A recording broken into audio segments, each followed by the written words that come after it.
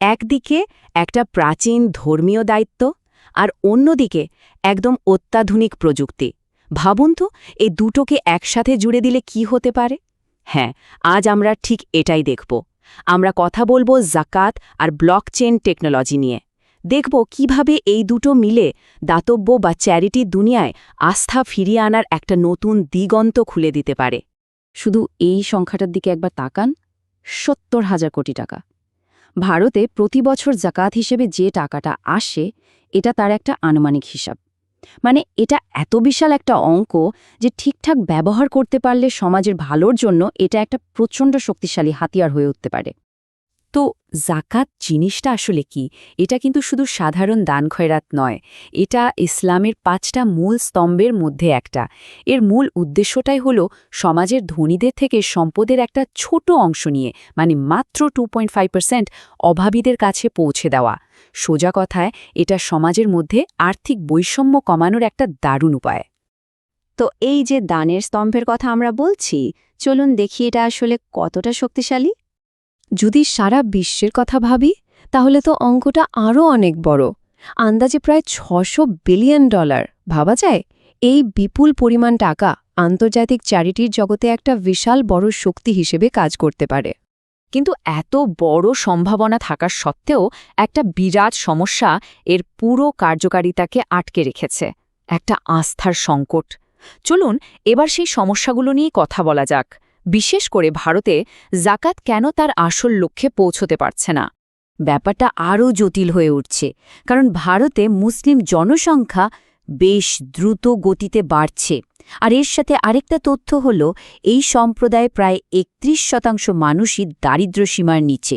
তো একদিকে জনসংখ্যা বাড়ছে, আরেকদিকে দারিদ্র্য, এই দুটো মিলিয়ে একটা স্বচ্ছ আর কার্যকর জাকাত সিস্টেমের প্রয়োজনটা এখন আগের চেয়ে অনেক অনেক বেশি জরুরি। তাহলে এই সমস্যাগুলো ঠিক কোথায়? দেখুন, প্রথমত কোনো সেন্ট্রাল সিস্টেম নেই। কে টাকা দিচ্ছে, কোথায় যাচ্ছে, তার কোনো ঠিকঠাক হিসাব রাখা মুশকিল।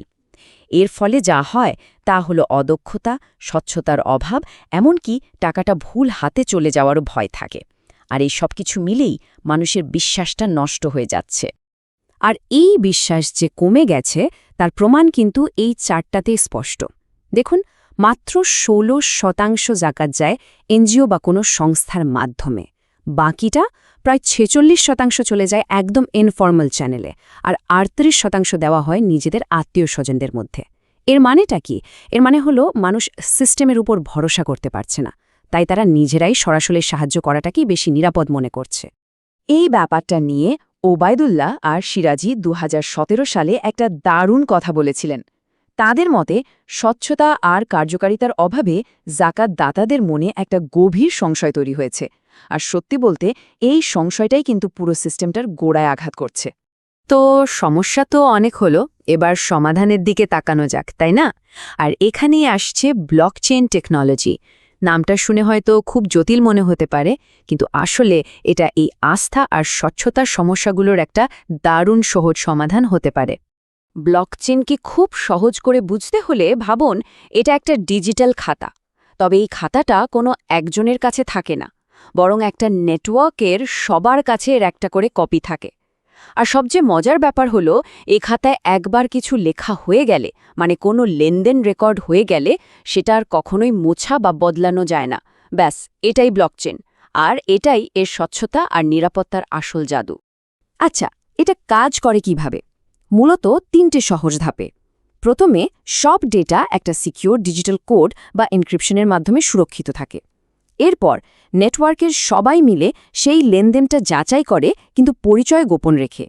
আর সবশেষে লেনদেনটা কনফার্ম হয়ে গেলে একটা পাকা খাতা তৈরি হয়ে যায়, যার পাল্টানো সম্ভব না। এই ৩টে ধাপ মিলে পুরো সিস্টেমটাকে প্রায় দুর্ভেদ্য করে তোলে। বেশ, টেকনোলজিটা তো বোঝা গেল। এখন প্রশ্ন হল, জাকাতের সাথে এর সম্পর্কটা কি? চলুন এবার দেখি জাকাতকে কিভাবে ব্লকচেনের উপর নিয়ে আসা যায়। এই ছবিটা দেখুন, পুরো ব্যাপারটা একদম পরিষ্কার হয়ে যাবে।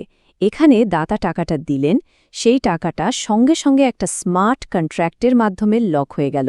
এরপর একটা সংস্থা সেই টাকাটা ঠিকঠাক মানুষের কাছে পৌঁছে দিল। আর সবচেয়ে জরুরি বিষয় হলো এই পুরো যাত্রাটা টাকা দেওয়া থেকে শুরু করে প্রাপকের হাতে পৌঁছানো পর্যন্ত সবকিছু ব্লকচেইনে রেকর্ড হয়ে থাকছে। ফলে দাতা থেকে শুরু করে সবাই রিয়েল টাইমে দেখতে পাচ্ছে টাকাটা কোথায় যাচ্ছে।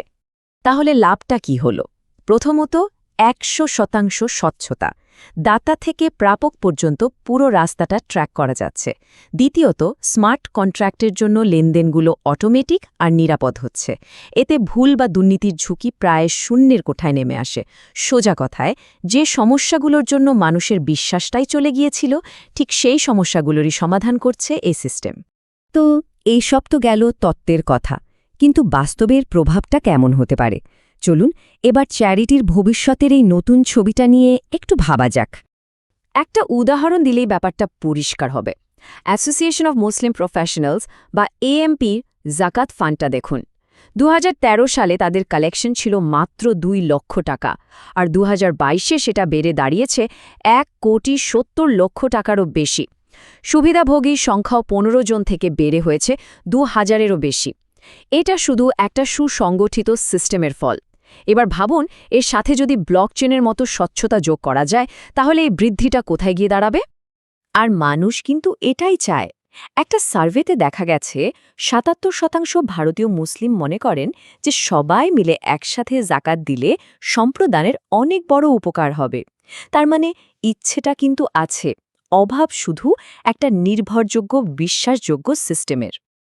এর আসল লক্ষ্য কিন্তু শুধু আজকের দিনে কাউকে সাহায্য করা নয়, এর লক্ষ্যটাও আরও অনেক বড়।